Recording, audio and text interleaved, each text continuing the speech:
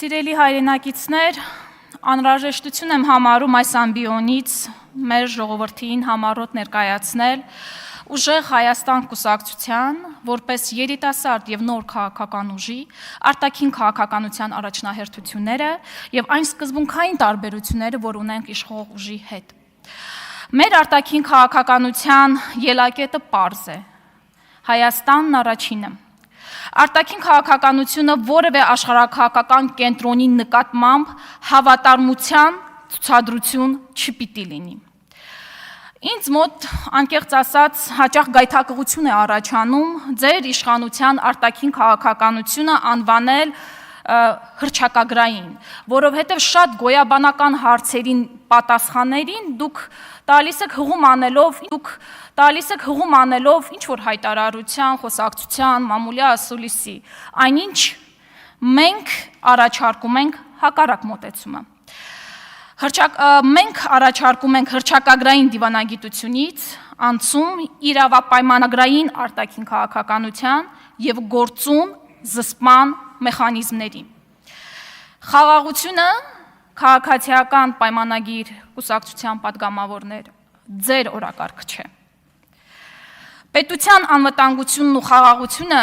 չպետք է կախված լինեն որևէ իշխանության գոյությունից։ Երբ խաղաղության շարունակականությունը կապվում է այն հարցի հետ, թե տվյալ քաղաքական ուժը կունենա սահմանադրական մեծամասնություն, թե ոչ, այդ խաղաղությունը դառնում է իշխանությամբ պայմանավորված, հետևաբար ժամանակավոր։ Իսկ ինչպես գիտենք, ցանկացած իշխանություն ժամանակավոր է։ Յուրաքանչյուր իշխանություն պետք է իրեն հարց տա. ինչ երկիր է ստացել եւ ինչ երկիր է փոխանցելու հաջորդ սերունդներին։ Հարատև խաղաղությունը պահանջում է հստակ պայմանագրային պարտավորություններ, դրանց կատարման մեխանիզմներ, միջազգային ներգրավվածություն, այնպիսի քաղաքական, տնտեսական եւ անվտանգային գործիքներ, որոնք ագրեսիայի գինը բարձրացնում են այնքան, որ ուժի կիրառումը դառնում է անշահավետ։ Մեկ կախվածությունը մեկ այլ կախվածության փոխարինելը ամենևին էլ դիվերսիֆիկացում չէ։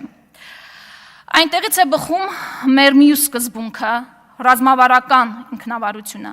Մենք առաջարկում ենք դիվերսիֆիկացնել Հայաստանի հարաբերությունները բոլոր ուղղություններով, որոնցով դրանք ծառայում են Հայաստանի շահերին։ ԵԱՏՄ շուկայի հնարավորությունները պետք է պահպանել եւ զարգացնել, բայց դրանց զուգահեռ Հայաստանը պետք է ստեղծի նոր արտահանելի արտադրանք, նոր արտադրական կարողություններ, նոր արժեքային շղթաներ, նոր շուկաների, այդ թվում ԵՄ-ի, Մերձավոր Արևելքի եւ այլ տարածաշրջանների համար։ Սա է իրական դիվերսիֆիկացումը։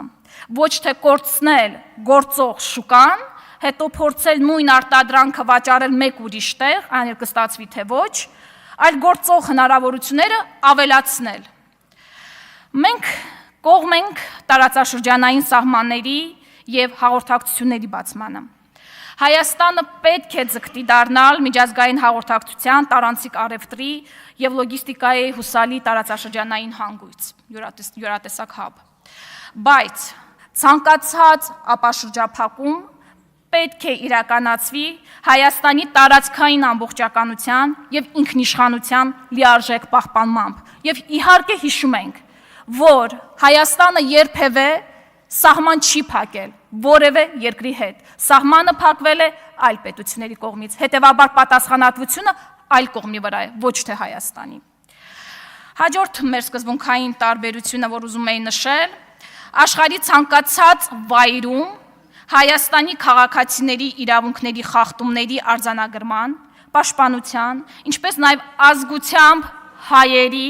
շահերի առաջմղման մեխանիզմների ստեղծումը,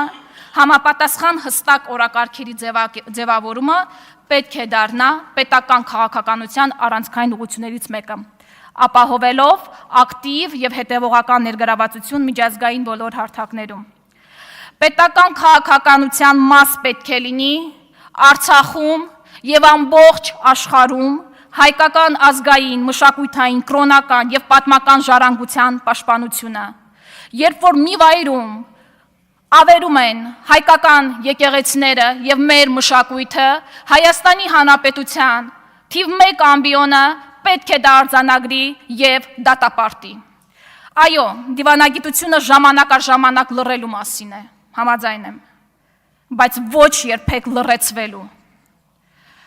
Սփյուռքի մասին։ Մեր սկզբունքն է Սփյուռքը որպես կամուրջ, փոխադարձ պատասխանատվությունը, որպես համապարփակ ներգրավվածության հիմք ազգային շահերի առաջմղման գործում։ Մենք կարծում ենք, որ Սփյուռքի հետ հարաբերությունները պետք է վերաիմաստավորել եւ Սփյուռքի ներգրավվածությունը Հայաստանի կյանքում պետք է ընդլայնել։ Հայաստանի տարածքային ամբողջականության մասին։ Տարբեր քառակուսի կիլոմետրեր հայտարարելը ձեզ չի դարձնում պատասխանատու իշխանություն։ Չիմացող մարդու մոտ կարող է այնպիսի տպավորություն ստեղծվել, որ այս իշխանությունը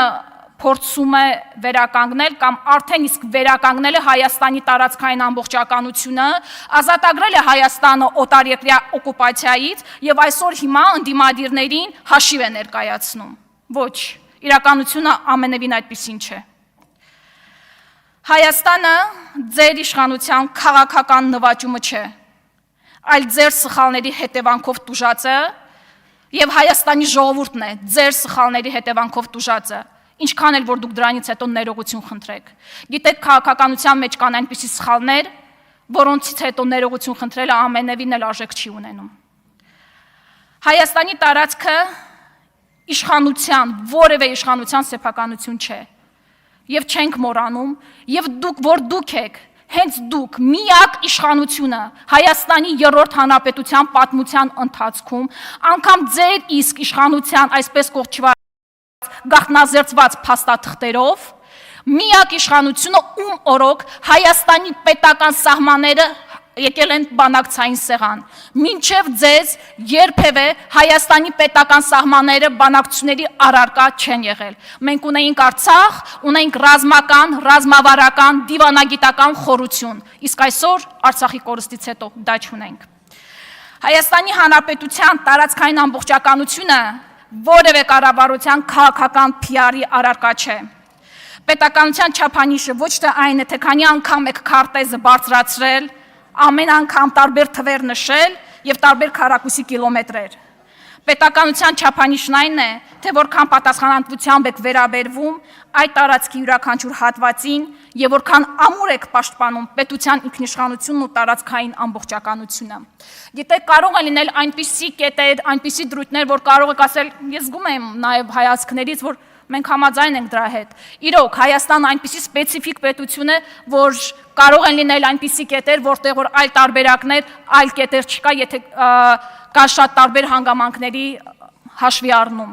բայց այնպիսի սկզբունքային տարբերություններ, որոնք ունենք մենք ձեզ հետ, արդեն իսկ ակներև են։ Եվ հետո մի փոքր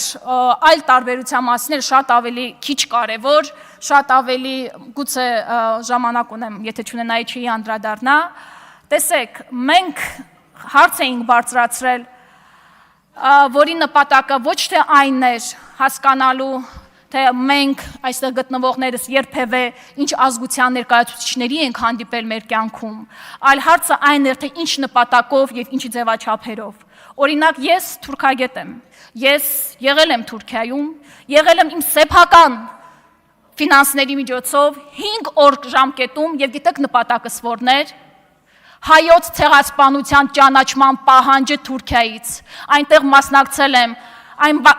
մասնակցել եմ բողոքի ակցիաների եւ շրջապատված եմ եղել թուրք ոստիկաններով, բայց մնացել եմ իմ կարծիքին, որ հայոց ցեղասպանությունը ճշմարտություն է, պատմական ճշմարտություն եւ որը սակարկման ենթակա չէ։ Շնորհակալություն։